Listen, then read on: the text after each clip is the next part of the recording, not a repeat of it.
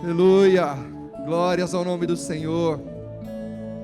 Diga comigo, as coisas de Deus são inegociáveis. Se você aprendeu isso nessa noite, queridos, aprendeu grandes coisas. Nós já sabemos disso, é que a gente se faz de rogado e não coloca em prática aquilo que a gente aprende. Mas as coisas de Deus são inegociáveis. Se você começa a negociar, o Senhor tem um lugar certo para onde Ele encaminha os que negociam com Ele. Diga comigo, este lugar é o Getsemane, Jardim das Oliveiras. E o que tem no Jardim das Oliveiras? Abre lá comigo Mateus capítulo 26.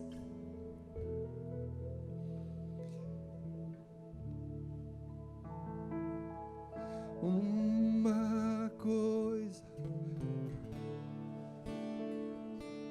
deixa eu ficar neste lugar todos os dias da minha vida. Uma coisa vou pedir, deixa eu ficar neste lugar todos os dias da minha vida. Aleluias. O versículo 36 diz assim: em seguida, foi Jesus com eles a um lugar chamado Getsemane, e disse a seus discípulos: assentai-vos aqui, enquanto eu vou ali orar. E levando consigo a Pedro e aos 2 discípulos de Zebedeu, começou a entristecer-se e a angustiar-se. Então lhes disse: a minha alma está profundamente triste até a morte. Ficai aqui e vigiai comigo. Adiantando-se um pouco, prostrou-se sobre o seu rosto, orando e dizendo: meu Pai, se possível, passa de mim este cálice. Todavia não seja como eu quero, e sim como tu queres. E voltando para os discípulos, achou-os dormindo. E disse a Pedro: então, nem uma hora pudeste vós vigiar comigo? Vigiai e orai, para que não entreis em tentação. O espírito, na verdade, está pronto, mas a carne é fraca. Tornando a retirar-se, orou de novo, dizendo: meu Pai, se não é possível passar de mim este cálice, sem que eu o beba, faça-se a tua vontade. E voltando, achou-os outra vez dormindo, porque os seus olhos estavam pesados. Deixando-os novamente, foi orar pela terceira vez, repetindo as mesmas palavras. Então voltou para os discípulos e lhes disse: ainda dormes e repousais? Eis que é chegada a hora, e o Filho do Homem está sendo entregue nas mãos dos pecadores. Levantai-vos, vamos, eis que o traidor se aproxima. Paizinho amado, nós bendizemos o teu santo nome, pela tua santa e poderosa palavra. Ela por si só já cumpre o propósito para o qual o Senhor a designou. Não voltará vazia. Em nome do Senhor Jesus Cristo. Não é mais uma palavra, mas é a palavra que o Senhor tem para nossas vidas nessa noite. É a palavra que há de fazer tremenda diferença na nossa existência a partir de então. E não é por outro motivo senão pela própria palavra do Senhor, que é santa, poderosa, inspirada, inerrante, perpetuada, em nome do Senhor Jesus Cristo. Assim bendizemos o Senhor, que possamos absorver da tua palavra, até que encontremos em nós mesmos a mudança necessária, em nome do Senhor Jesus Cristo. Amém e amém. Esse trecho, duas coisas são bastante interessantes nele. Lendo assim, provavelmente você diria que duas coisas estão em evidência. A primeira delas é a angústia de Jesus, e verdadeiramente ele estava angustiado. Os detalhes desse trecho são tremendos. Há um momento que um dos apóstolos diz que Jesus chega ao ponto de suar sangue. O outro ponto, nós poderíamos dizer a respeito dos discípulos, porque eles estavam dormindo. Como é que eles são chamados para um dos momentos mais impactantes de Jesus? Jesus estava num dos momentos mais terríveis da sua vida.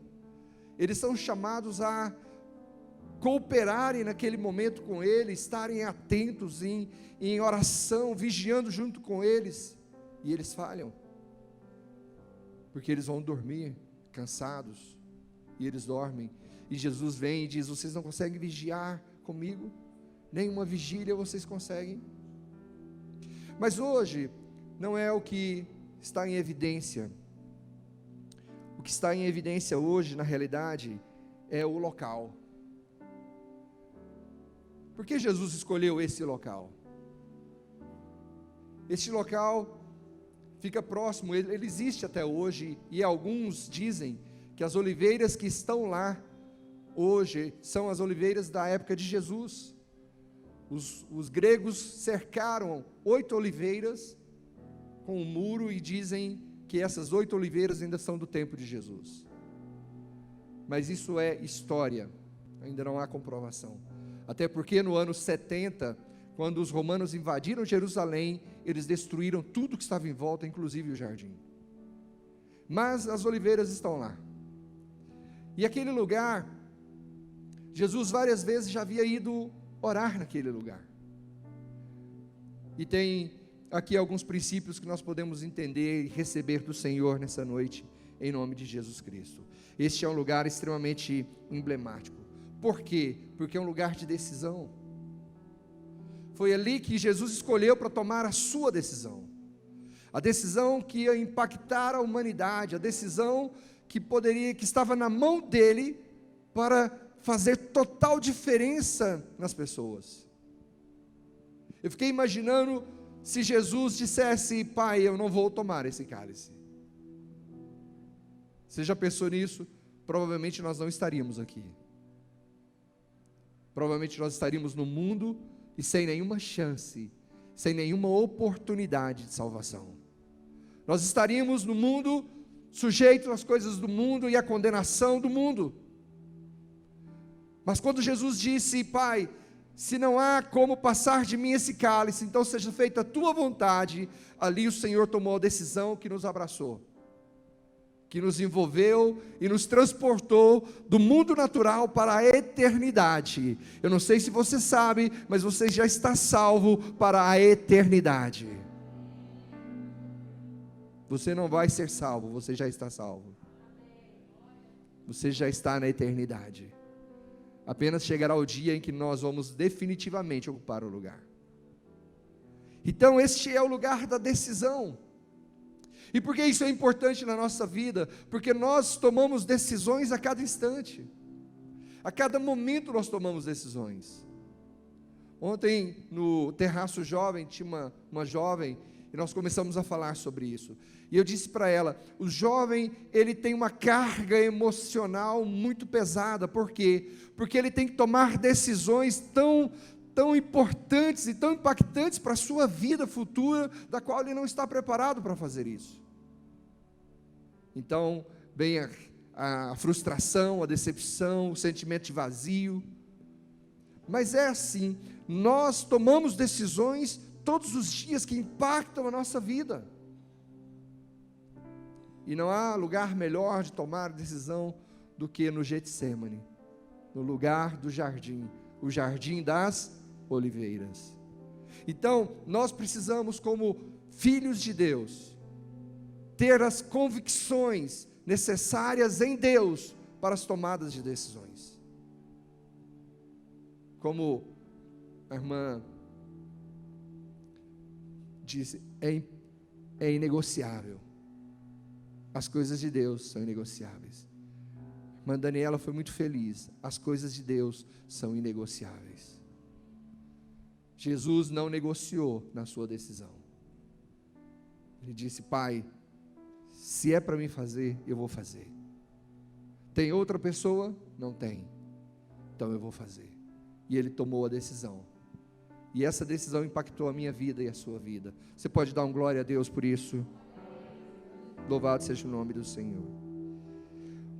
O apóstolo Paulo nos fala que a decisão nada mais é do que um confronto entre a carne e o espírito. Porque nós andamos neste mundo material. E nós tomamos decisões nesse mundo, no nosso raciocínio, nas nossas emoções, no nosso físico. Mas nós nos esquecemos que o nosso espírito é envolvido nisso, porque a vontade de Deus é ministrada no nosso espírito. E o apóstolo Paulo diz que então há uma luta entre o espírito e a carne. A sua vontade tentando prevalecer e o espírito tentando dizer: não é esse o caminho é esse. E as melhores decisões são aquelas em que o espírito prevalece. Nem sempre serão as mais fáceis, nem sempre serão aquelas que nós gostaríamos de tomar e que não houvesse consequências. Mas as decisões do Espírito são aquelas que vão nos impactar, vão mudar-nos de dimensão espiritual, emocional, mental. E é isso que nós precisamos, estar em busca das coisas do Espírito.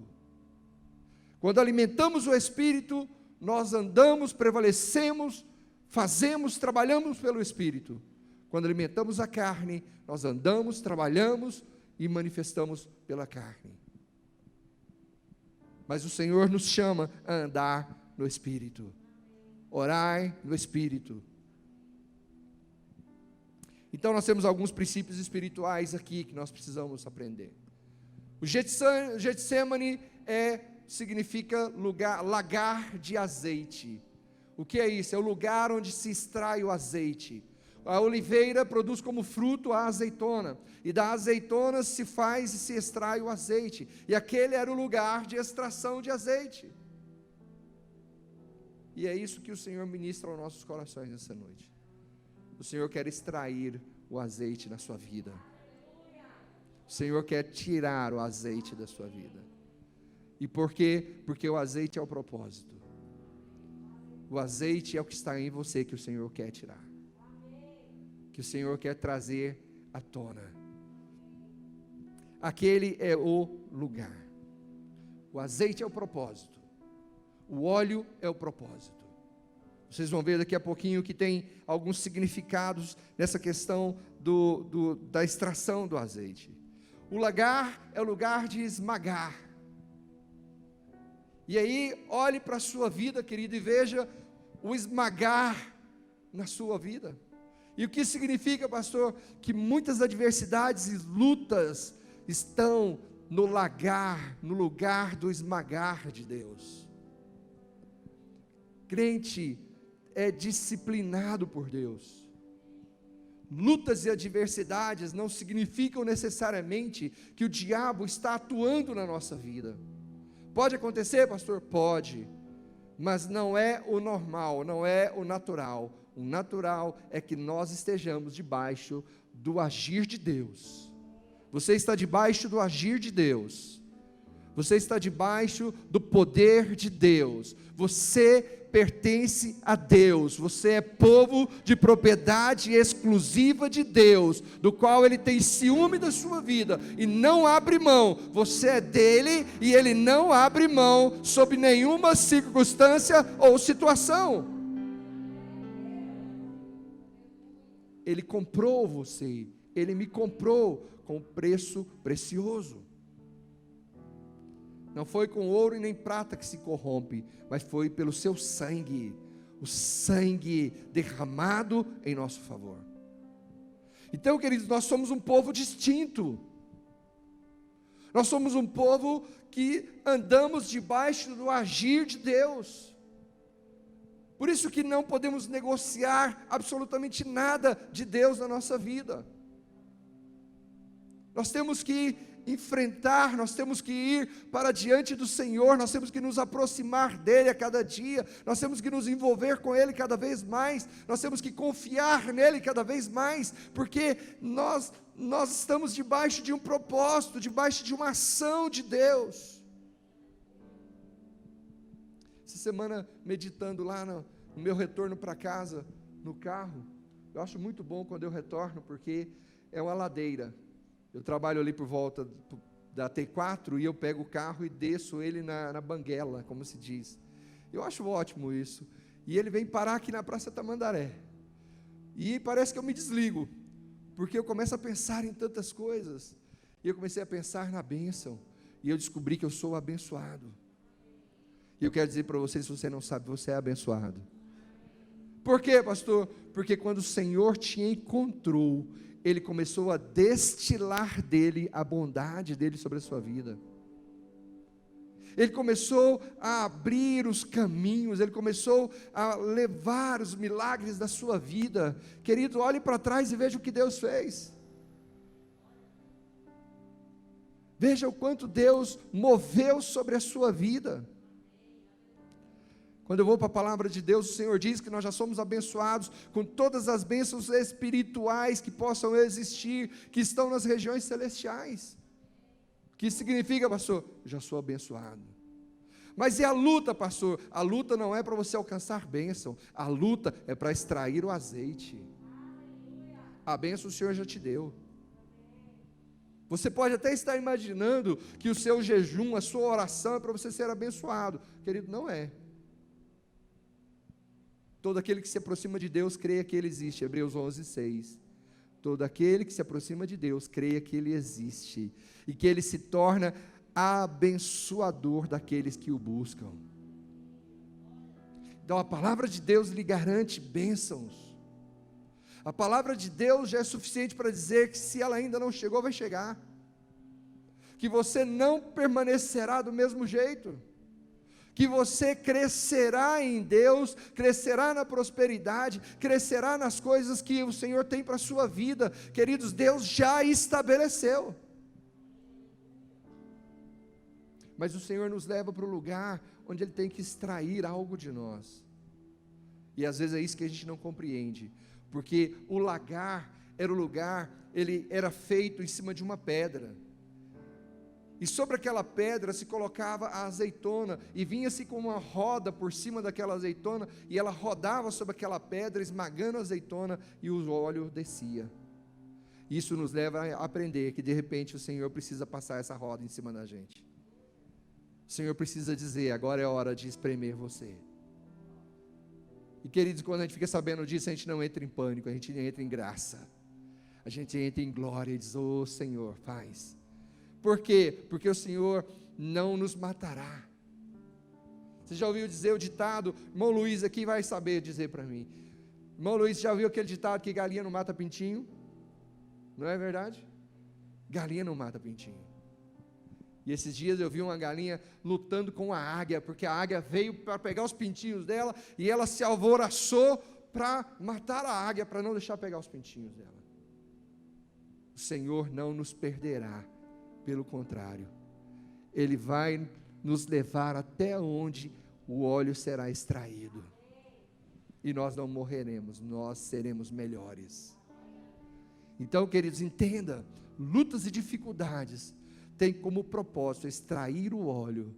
E por que, pastor, isso é importante? Porque é a essência da nossa vida, é a essência de sermos cristãos, é o que Deus planejou para mim e para você. E você vai entender isso já. É o que Deus planejou para mim e para você. Então nós precisamos entender que espiritualmente nós estamos num processo de entender, de ser, de reconhecer que a prensa é maior e mais pesada que a azeitona. Então você precisa entender que Deus é maior que você. Deus pode fazer coisas que você nem imagina. O Senhor pode mudar a sua realidade agora. O o Senhor pode mudar a sua existência agora. Deus pode trazer um milagre na sua vida hoje. Deus pode mudar tudo agora. Deus pode transformar tudo agora. Entenda isso. O Senhor nos leva na prensa para que nós possamos entender essas coisas. Louvado seja o nome do Senhor. Jesus é a prensa, com a força e o propósito de extrair o óleo. Você tem óleo para Deus extrair. Queria que você soubesse disso. Você tem óleo para Deus extrair. E o Senhor vai extrair esse óleo nesses dias. Eu creio nisso. O Senhor vai extrair o óleo nesses dias. Nós somos o resultado do agir e do trabalho de Deus. Você hoje é o resultado que Deus já fez na sua vida. Não se esqueça do agir de Deus. Você hoje não é simplesmente uma consequência de dias. Não. Você hoje é uma consequência do agir de Deus, é o mover de Deus dia após dia na sua vida, que tem feito e tem trazido você até aqui. Precisamos entender isso. Achei interessante, irmã Ednei me contar um testemunho. Um irmão que está sendo muito abençoado, chegou para ele e falou assim: irmão, já não estou aguentando tanto ser abençoado. Traduzindo aqui, né, irmão Ednei? A irmã Ednei falou: não tem problema, pedimos para Deus tirar. Não tem nenhum problema, tirar a bênção, Senhor. A gente não entende que Deus é que está movendo, que Deus é que está fazendo. Então, se Deus está te abençoando além da sua força, começa a orar e dizer: Senhor, é bom demais, então me dê força, me dê estratégia, me dê condição, eu quero ir avançar. Se está vindo do Senhor, meu Deus, me ajuda. Se está vindo de Deus, querido, entra no barco. Se está vindo do Senhor, surfa com Ele. Entra na onda. Louvado seja o nome do Senhor. Você é o óleo de Deus. Deus quer extrair o óleo da sua vida. E por quê? Porque o óleo denota o propósito. E qual é o propósito da sua vida? Tem 4 coisas que serve ou em que se aplica o óleo. Qual é o propósito do óleo? Eu vou te dar 4 propósitos. O primeiro propósito do óleo é iluminar, trazer luz. O que isso significa? Que o óleo era colocado na lâmpada, colocava-se fogo na lâmpada, naquele óleo, e ele queimava. Sabe o que a palavra de Deus diz? Que nós somos luz, luz que ilumina o mundo.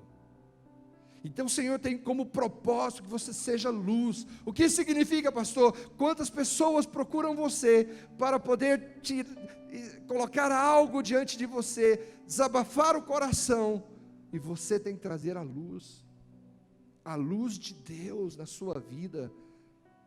Você vai abrir a boca e vai aparecer a luz. Aquilo que não tinha nenhuma solução, vai aparecer a solução, porque Deus vai usar você para trazer luz. É você que é o óleo. O Senhor vai usar a sua vida para que você ilumine, para que você seja luz no mundo de trevas. Você é diferenciado, amém? Nós somos um povo diferenciado. Nós somos um povo que temos bênçãos. Nós somos um povo que temos palavra. Nós somos um povo que temos recursos, temos soluções.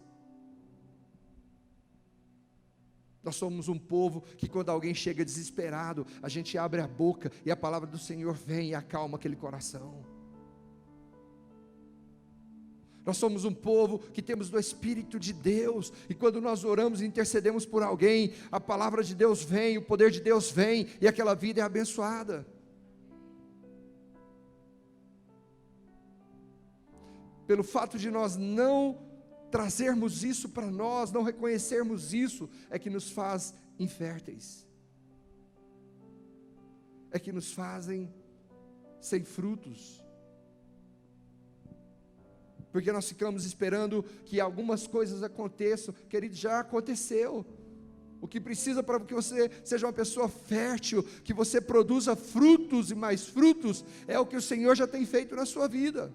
Não virá um raio do céu, fazer você ser uma pessoa especial. Você já é especial. Você já é alguém de Deus. Você já é alguém que, quando você não tem nada para falar, a palavra do Senhor vem e diz que o Senhor mesmo colocará algo dentro de você para que você fale. Então você já é alguém diferenciado. Então diga comigo: o meu propósito é luz, é iluminar. Aí você diz, e eu achei tremendamente interessante isso, uma das funções do sacerdote era acender o candelabro, a melhor, era não deixar a luz do candelabro se apagar. Então o que ele fazia? Colocava óleo continuamente, para que o candelabro no templo estivesse luz. E que isso significa que o Espírito Santo de Deus está derramando o óleo na nossa vida, para que não se apague a chama de Deus em nós. É tão tremendo, querido, que às vezes a gente pode estar enfraquecido na fé. A gente pode estar se sentindo distante. Mas quando a gente diz: Senhor, me ajuda, Espírito de Deus move sobre mim. Sabe o que acontece? O Senhor acende. E o fogo está aqui dentro. E se a gente dá vazão um pouquinho, a gente sobe. O que está faltando? Deixa queimar. Deixa o Espírito Santo acender a chama no teu coração. Não lute pelas ferramentas, pelas armas da carne. Lute pelas armas do Espírito. Deixa o Espírito do Senhor entrar na sua vida, dirigir você, conduzir você nos momentos difíceis, nos momentos mais complicados, nos momentos de adversidade, de traumas. Deixa o Espírito do Senhor realizar na sua vida. Há uma luz de Deus em você. Segundo propósito, tempero. O azeite vai na salada, amém? Pois o azeite era usado para a culinária. E o que isso significa, queridos? Que o tempero muda o sabor, ou estabelece sabor, amém? Ou seja, o Senhor quer extrair o significado da temperança na sua vida. Você é o tempero, você é sal. Você faz a diferença na vida do outro. Você faz a diferença na vida do outro. Você traz graça para o outro. Você traz esperança para o outro. Você traz fé para o outro.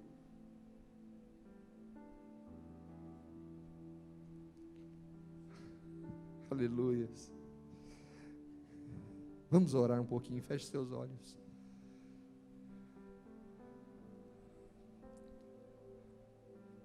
Comece a orar ao Espírito do Senhor. Espírito de Deus, ministra nos nossos corações.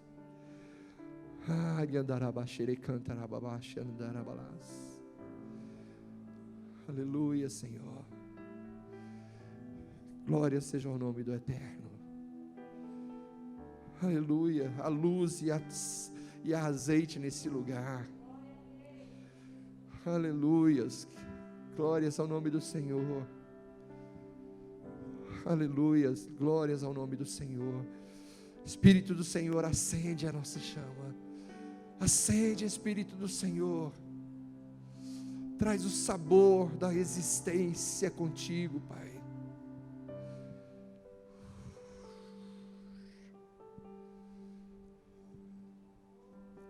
Hoje eu vi uma cena que eu nunca tinha visto, terrível. Fomos ao hospital, estávamos eu e Joab conversando, e eu olhei uma moça entrando, uma senhora entrando, jovem, e para você chegar lá na urgência tem uma rampa, e ela desceu a rampa e ela entrou, uma pessoa assim inclinada para cair, e ela entrou se arrastando, sozinha. E aquilo me chocou. Pessoa que vai a uma emergência de um hospital sozinha. E aí logo ela se dirigiu ao guichê para poder fazer ali a ficha. E ela caiu no chão. E mais o Joab nos levantamos. E eu falei, vamos ajudar. E o Joab disse, não ajuda não, pai, peraí, não é assim. Tem um monte de coisa por trás. Aí o rapaz falou assim, não, eu já chamei o enfermeiro. E aí logo veio o enfermeiro, pegou ela, colocou ela na cadeira e levou ela para ser atendida. O que o Joab falou é porque tem a questão do Covid, a gente podia chegar, tem a questão de não saber o que estava acontecendo, então a gente poderia pegar de qualquer jeito e trazer alguns traumas. Então era melhor que o hospital fizesse isso, e rapidamente eles fizeram. Quando eu entrei pelo local do atendimento, ela estava embrulhada. Depois eu a vi novamente, ela sentada na recepção, e como que desmaiada. O celular no colo, eu falei, alguém vai passar, ainda vai pegar esse celular dela, porque ela estava... E depois eu a vi novamente se levantando e se arrastando pela rampa por cima. E o que me chamou a atenção é que não tinha ninguém por ela.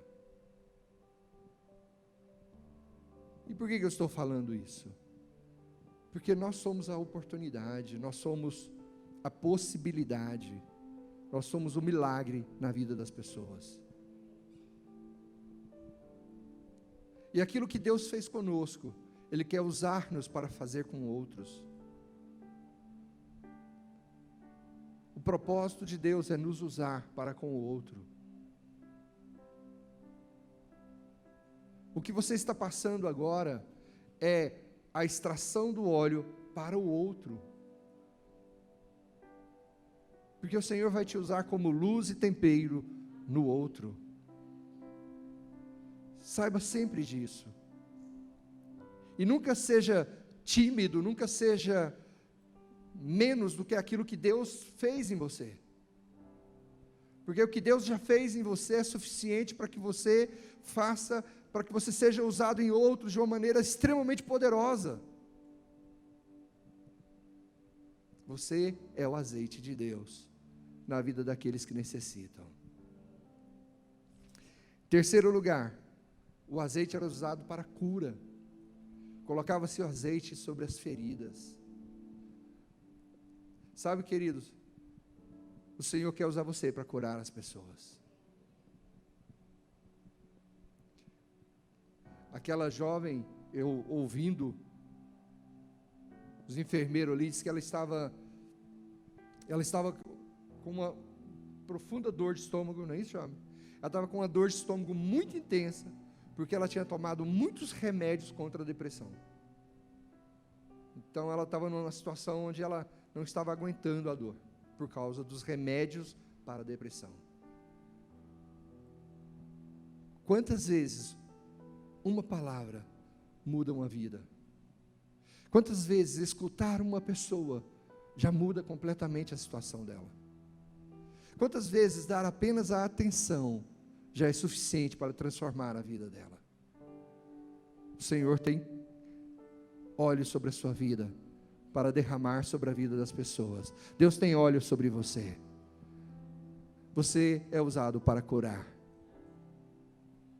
Você é usado para curar. Você tem a unção do Espírito de Deus para curar as pessoas. Quarto lugar, o óleo era usado para unção. Unção de reis, profetas, sacerdotes. O óleo era derramado sobre a cabeça para ungir. E você pode dizer, pastor, mas eu não tenho a unção. Não tem? Mas o sacerdote só é sacerdote pela unção. E lá em 1 Pedro, capítulo 2:9, diz que nós somos nação santa. Povo de propriedade exclusiva de Deus, sacerdócio real. Você é sacerdote, ungido pela unção de Jesus Cristo, que te chamou das trevas para a luz. O sacerdote, ele era ungido para levar a oferta.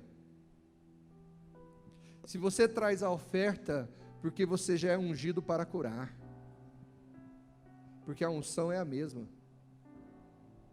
A unção é a mesma. Glórias ao nome do Senhor. Jesus está no lugar da decisão e nos apresenta o seguinte cenário. No versículo 33, Jesus diz: não tome decisão sem orar. Não tome decisão sem orar. No versículo 36 ele diz então que ele se afasta e ele vai em direção a um local para orar. Versículo 36 em seguida foi Jesus ter com eles a um lugar chamado Getsêmani, enquanto eu vou ali orar. Então, querido, o Senhor está nos dizendo: não tome decisões sem orar.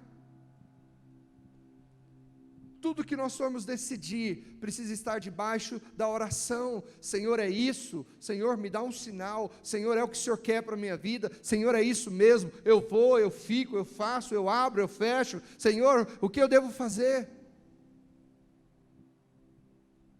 Nós temos que aprender, queridos, que nós temos uma comunicação com os céus. Não faça nada sem que a direção venha de Deus.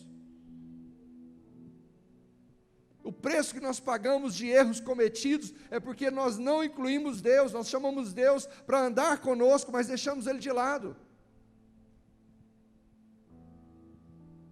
Até me veio a figura hoje, eu andando com a minha esposa, e eu acabei andando na frente dela, de repente eu percebi, e falei: opa, peraí, deixa eu pegar na mão dela. Sabe, tem gente andando na frente de Jesus. Talvez é hora de você parar e pegar na mão dele, e dizer: Senhor, anda comigo, está pesado demais, e Ele vai andar com você, Ele vai caminhar com você. No versículo 38, o Senhor está dizendo: o encargo é nosso, ninguém fará, ou ninguém estará no mesmo nível que você, no momento das dificuldades. O que isso significa, pastor? Queridos, você pode estar passando por uma provação, mas o tamanho da provação só você conhece. Eu posso até estar junto de você, mas não tenho a dimensão que você tem. Eu não tenho a dimensão que você tem. Então, eu posso até esperar que os outros estejam comigo, mas nunca imagine que a responsabilidade será deles. A responsabilidade sempre será nossa, porque nós sabemos onde o sapato aperta. Nós é que sabemos o tamanho do problema. E por mais que eu divida com alguém, nunca vai estar no mesmo nível. Jesus disse aos discípulos: venham comigo, vamos orar comigo, vigiem enquanto eu vou orar.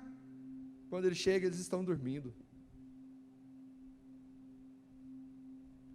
Acho interessante a Eunice quando ela diz assim: meu bem, uma pessoa me pediu para orar, eu parei e orei naquele momento, porque se eu deixo para depois eu esqueço. E quantos de nós já nos comprometemos a orar por alguém e não fizemos?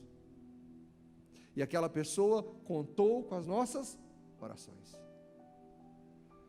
Nós dissemos: não, eu vou orar por você, e não fizemos. Então, queridos, eu posso até dividir, eu devo até dividir o tamanho do problema, eu devo até compartilhar com os irmãos, devo até chamar irmãos para orarem comigo, pastor ora comigo, pastora ora comigo, não tem nenhum problema, nós estamos aqui para carregar junto o fardo, mas nunca na mesma dimensão. Nós é que sabemos a dimensão onde está o problema. E Jesus está dizendo: não tire a responsabilidade de você. A responsabilidade é nossa. No versículo 40, provavelmente os amigos, os parentes estarão dormindo nos momentos mais difíceis. Não imagine que os seus amigos, seus parentes vão estar na mesma dimensão que você. Não vão.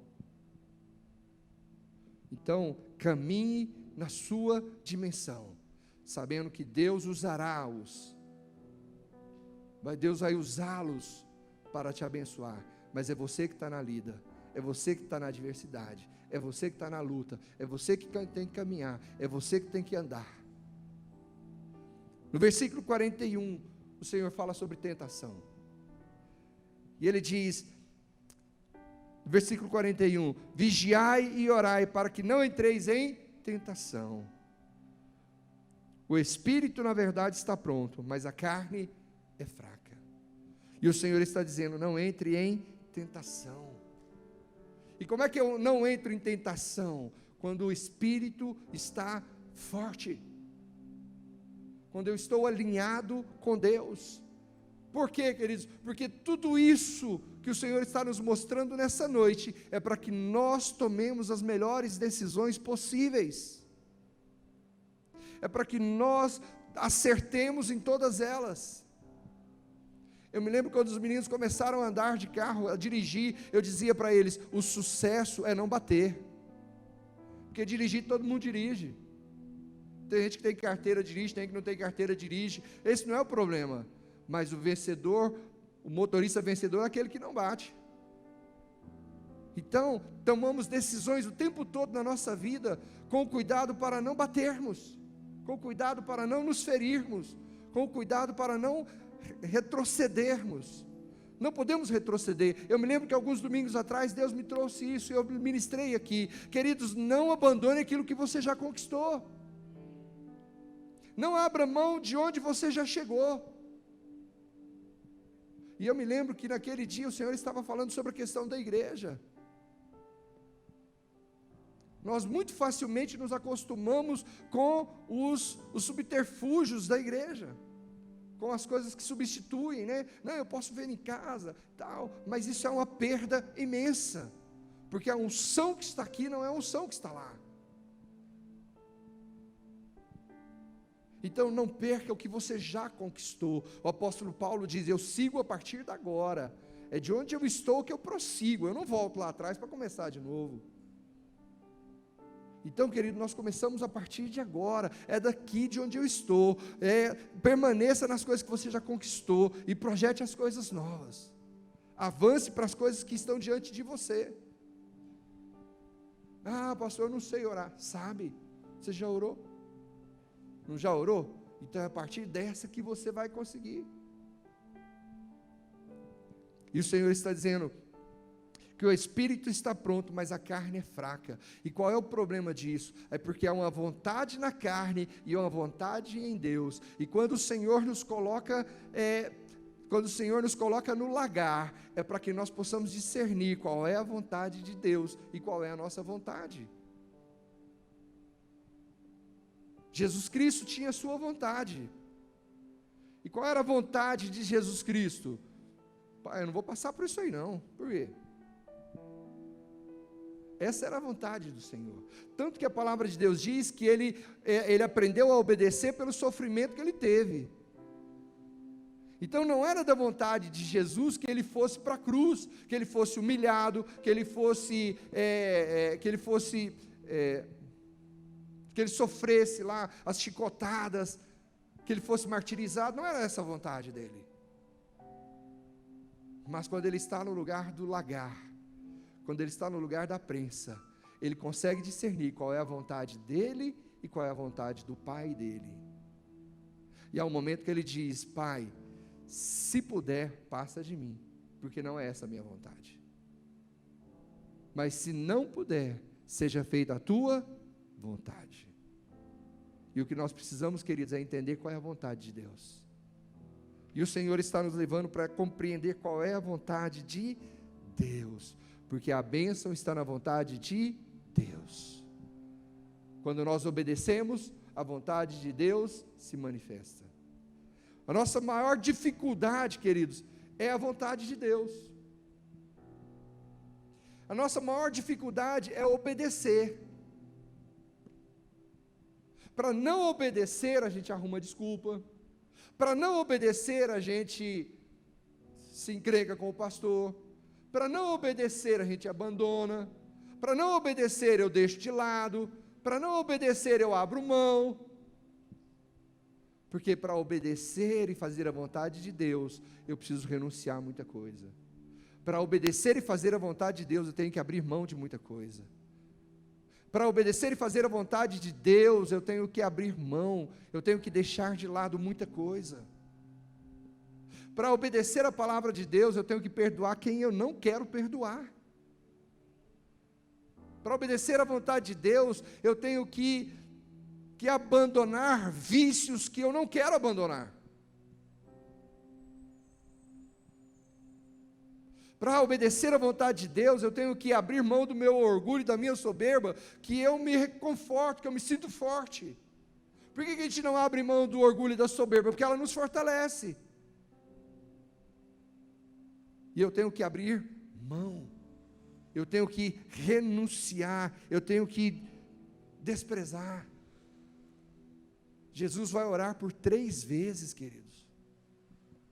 E aqui há algo interessante, versículo 39 ele vai orar, versículo 42 ele vai orar, versículo 44 ele vai orar, mas sabe o que ele nos ensina? Não é a quantidade de vezes que eu vou orar, é a intensidade da minha oração, porque eu posso ir orar 3 vezes dizendo, Senhor, o Senhor sabe, não é assim que a gente ora? Senhor, o Senhor sabe, o Senhor sabe que eu preciso, Senhor, o Senhor pode fazer, não é assim que a gente faz?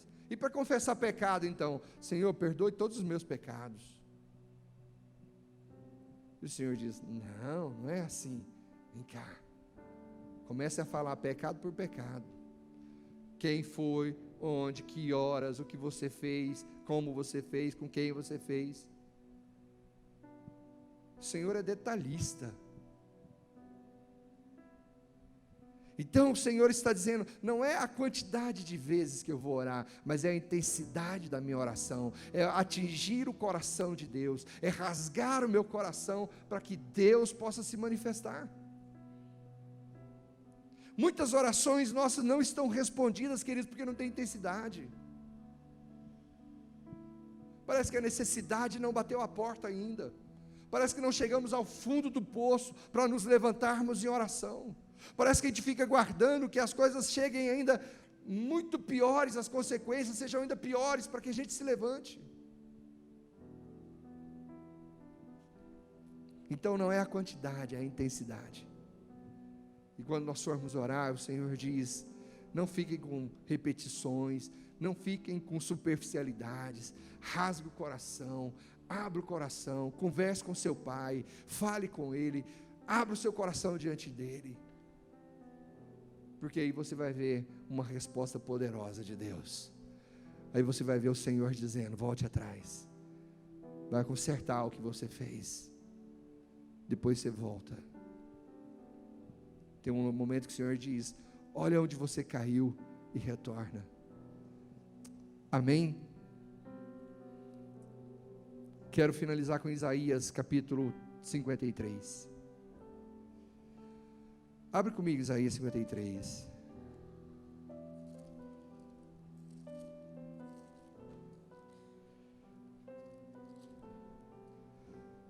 Jesus, no versículo 45 de Mateus, ele toma a decisão mais difícil, a decisão mais intensa da sua vida, a decisão que trouxe o maior impacto sobre a humanidade, a decisão que estabeleceu o plano de Deus e firmou o plano de Deus, de restaurar o homem, de levá-lo à salvação.